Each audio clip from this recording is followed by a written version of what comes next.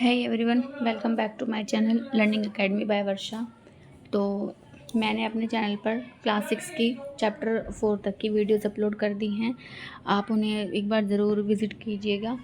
और अब हम नेक्स्ट चैप्टर की ओर चलते हैं, जो कि हमारा चैप्टर 5 लंबाई एवं गति का मापन। तो बिना समय ज़्यादा गवाए हम स्टार्ट करते हैं। तो देखिए, इसमें पहला हमें क्या पॉइंट दिया गया है एनसीईआरटी में। ये बच्चे हैं, कुछ खड़े हुए हैं, बातें कर रहे हैं। इसके बाद यहाँ पर तो हमारी पहली लाइन है, मापन के लिए उपयोग में लाया गया बालिश्त एक मात्रक यूनिट का उदाहरण है। अतः लंबाई दो भागों में व्यक्त की जाती है, संख्या और मात्रक। बालिश्त का मतलब होता है कि जैसे हाथ होता है ना, एक स्पान के बराबर जो होता है उसे हम बालिश्त यहाँ पर इन्होंने कहा है। और लंबाई को दो भागों में व्यक्त किया जाता है, संख्या और मात्रा के रूप में। जैसे यहाँ पर लिखा है कि मान लो किसी बच्चे ने कोई टेबल को मेज़र किया होगा अपनी बालिश्त से, तो 3 या 4 ऐसे करके वो मापी गई होगी। तो मान लो 13 बालिश्त अगर उसको मापा गया है, तो यहाँ पर जो 13 है वो हमारी संख्या होती है और बालिश्त क्या है, मापन के लिए चुना गया मात्रक। ठीक है। तो यहाँ पर हमारा कोई भी अगर कोई चीज़ हम माप रहे हैं तो मापने के लिए उसमें हमारी दो चीज़ें होंगी, पहला होगा संख्या और दूसरा होगा हमारा मात्रक। ठीक है, चलिए आगे बढ़ते हैं। इसके बाद यहाँ पर वैसे मतलब इसमें आपको लोगों के लिए तो इतनी इम्पोर्टेंट चीज़ नहीं है, बस यही बताया गया है कि जो अंगुली है वो अंगुली की चौड़ाई, बहु उंगल धनुष योजना आदि का उपयोग कलाकृति, वास्तुकला और नगर नियोजन में होता था। बढ़ई और दर्जी जैसे पारंपरिक शिल्पकार आज भी अंगुल का उपयोग करते हैं। सिंधु सरस्वती हड़प्पा सभ्यता के उत्खनन स्थलों से प्राप्त अनेक वस्तुओं में रेखांकित चिन्ह पाए गए हैं, जो पैमाने हो सकते हैं। ठीक है। इसके बाद मानक मात्रक के बारे में यहाँ पर दिया गया है। लंबाई का SI मात्रक मीटर है, इसका प्रतीक मीटर होता है। 1 मीटर पैमाना यहाँ पर दर्शाया गया है, जिसे आप देख सकते हैं। ये रहा, 1 मीटर को 100 बराबर भागों में विभाजित किया जाता है। प्रत्येक भाग को सेंटीमीटर कहते हैं। ठीक है। इसके बाद है, इस 1 सेंटीमीटर लंबाई के भाग को फिर 10 बराबर भागों में विभाजित किया गया है। इन छोटे भागों को प्रत्येक की लंबाई को मिलीमीटर कहते हैं। यानी कि जो 1 मीटर में यानी कि यहाँ से लेकर यहाँ तक अगर 1 मीटर से 2 मीटर है, ठीक है, उनके बीच में 100 छोटे छोटे भाग हैं, तो वो 100 सेंटीमीटर किसके बराबर होंगे, 1 मीटर के बराबर होंगे। ऐसे ही फिर सेंटीमीटर से दूसरे सेंटीमीटर के बीच में जो भाग दिए गए होंगे, वहाँ पर क्या होंगे, 10 मिलीमीटर होंगे। ठीक है, 10 मिलीमीटर वहाँ पर उसको बीच बीच में दिया गया है।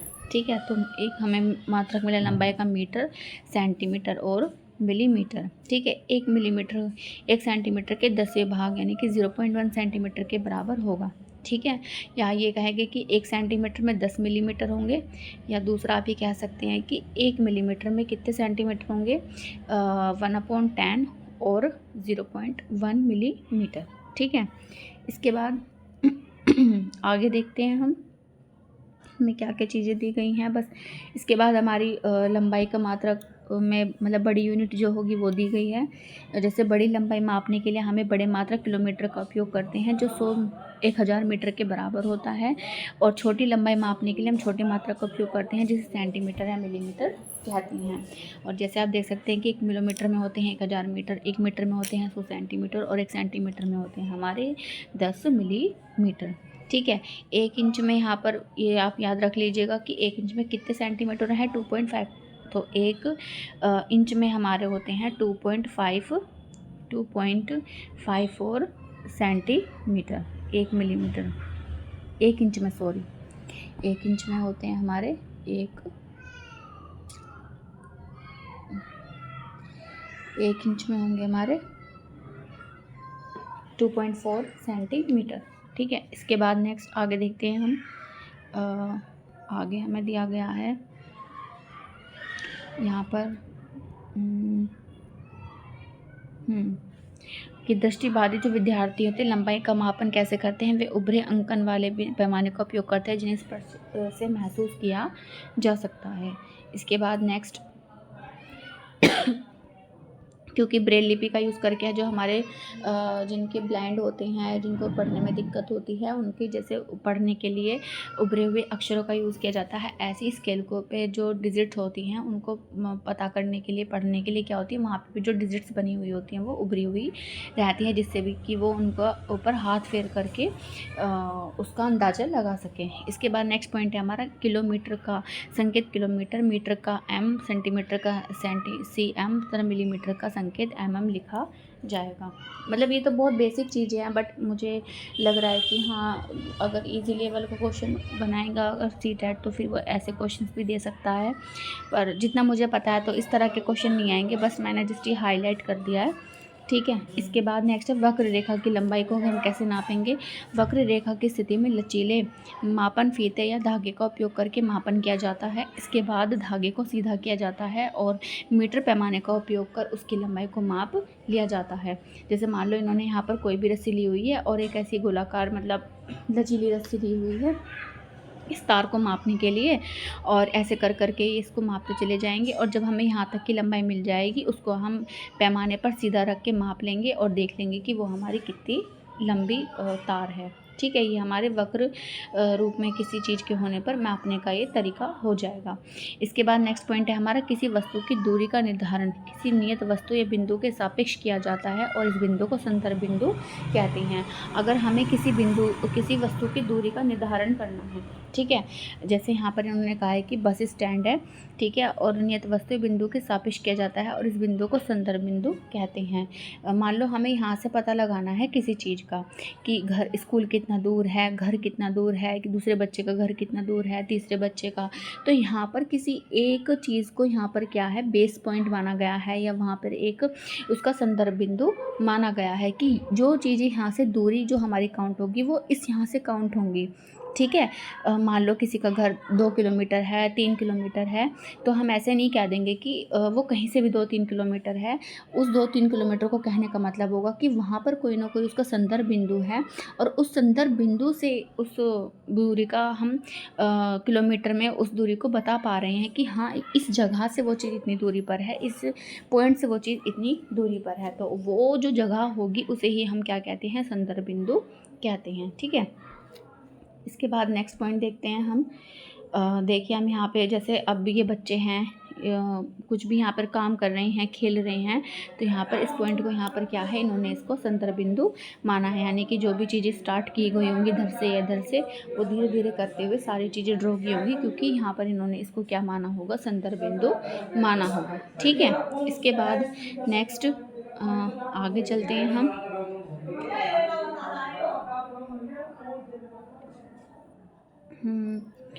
और देखिए हाँ नेक्स्ट पॉइंट है हमारा, कोई वस्तु गति में तब कहीं जा सकती है जब किसी संदर्भ बिंदु के सापेक्ष उसकी स्थिति समय के साथ परिवर्तित होती है।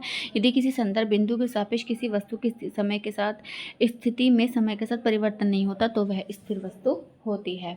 देखो मान लो कोई यहाँ पर किसी का स्कूल है, ठीक है, ये स्कूल है किसी का, ठीक है, और यहाँ से वो बच्चा कहीं अपने घर की तरफ को जा रहा है, ठीक है, वो अपने घर की तरफ को जा रहा है। जब वो अपने घर की तरफ को जा रहा है तो इस संदर्भ बिंदु से जब वो बच्चा चल के जा रहा होगा, ठीक है, तो समय के साथ यानी कि समय भी बढ़ रहा है और वो बच्चा भी बढ़ रहा है और उसकी स्थिति में परिवर्तन हो रहा है। ठीक है, यहाँ से चल के वो यहाँ पर पहुँच गया होगा, तो समय के साथ क्या है कि उसकी स्थिति में क्या हो रहा है, परिवर्तन हो रहा है, तो हम क्या कहेंगे, उसे हम गति कहेंगे।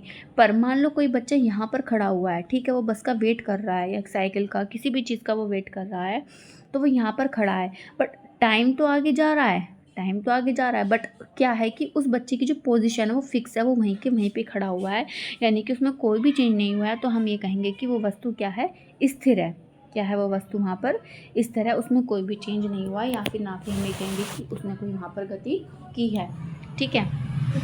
इसके बाद नेक्स्ट है बस में यात्रियों की स्थिति समय के साथ परिवर्तन नहीं हो रही है, अतः निश्चित ही ये स्थिर है। तथापि जब उसने बाहर देखा तो उसने पाया कि वे गतिशील हैं, क्योंकि बाहर की वस्तुओं के सापेक्ष उनकी स्थिति बदल रही है। ठीक है। जब स्थिति समय के साथ जब परिवर्तन नहीं हो तो यानी कि वो निश्चित ही स्थिर है, और जब बाहर देखो तो पाया कि गतिशील है, यानी कि जब बाहर गतिशील होंगी तो वस्तु के सापेक्ष उनकी स्थिति बदल रही है।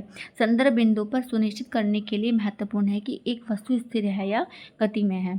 हमें किसी चीज़ का पता लगाने के लिए कि कोई वस्तु स्थिर है या नहीं है, हमें उसके संदर्भ बिंदु का होना ज़रूरी है, क्योंकि वहीं से हम चीज़ों को मेज़र करके बता पाएंगे कि हाँ वहाँ से वो काम शुरू हुआ है, या वहाँ से गति हुई है, या वहाँ से वो कोई भी चीज़ है अपना स्थान बदल कर और अपनी समय के साथ उसकी स्थिति में बदल कर को कुछ ना कुछ चेंज आया है, जिसकी वजह से हम ये कह सकते हैं कि वहाँ पर कोई ना कोई गति हुई है। ठीक है, तो यही है। मान लो चलती हुई एक बस है, यहाँ पर यही बताया गया है कि चलती हुई एक बस है, ठीक है। उस बस में क्या है, यात्री बैठे हुए हैं, और ठीक है उस बस में यात्री बैठे हुए हैं। प्लीज़ आप मेरी ड्राइंग पर मत जाइएगा, मैं कोशिश करूँगी कि अच्छे से ड्रॉ करके आपको समझा पाऊँ, बट फिर भी कुछ चीज़ आपको समझ में ना आए तो प्लीज़ आप मेरे समझाने पर फोकस कीजिएगा, मेरे ड्राइंग पर फोकस नहीं कीजिएगा। उसके लिए मैं कंफर्म नहीं कहूँगी कि वो अच्छी होगी, बट डेफिनेटली आप मेरे वीडियोस को देखेंगे और इम्पोर्टेंट लाइन्स को भी मैंने मार्क किया हुआ है, तो आपको वो बहुत हेल्प करेंगी। तो प्लीज़ आप पेशेंस के साथ में थोड़ा सा एडजस्ट कीजिएगा मेरी वॉइस के साथ में या बैकग्राउंड वॉइस के साथ में, तो आपको ज़रूर अच्छे से समझ में आएगा। और मोस्ट ऑफ द क्वेश्चंस आपको सीटेट के एनसीईआरटी से ही मिलेंगे, अलग से कोई क्वेश्चन फ्रेम नहीं होगा। बस इतना होगा कि क्वेश्चन का लेवल अप या डाउन हो सकता है, बट वो इससे बाहर नहीं जाएगा। ठीक है, तो हमें देख रहे थे कि जो बस में बैठे हैं कुछ लोग, मान लो बस में बैठे हैं, तो बस में जो बैठे होंगे उन्हें क्या होगा, जो लोग होंगे उनकी जो स्थिति है, बस की स्थिति समय के साथ बदल रही है और उसकी स्थिति में भी परिवर्तन हो रहा है समय के साथ, तो यानी कि वो गति कर रही है।